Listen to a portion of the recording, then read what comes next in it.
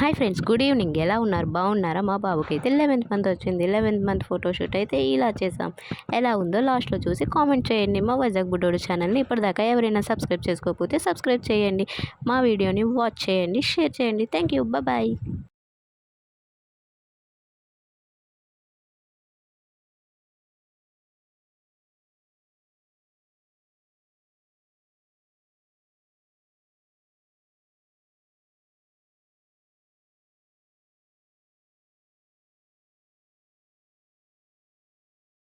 మా వైజాగ్ బుడ్డోడు ఛానల్ని ఇంకా ఎవరైనా సబ్స్క్రైబ్ చేసుకోకపోతే ప్లీజ్ సబ్స్క్రైబ్ చేసుకోండి ఫ్రెండ్స్.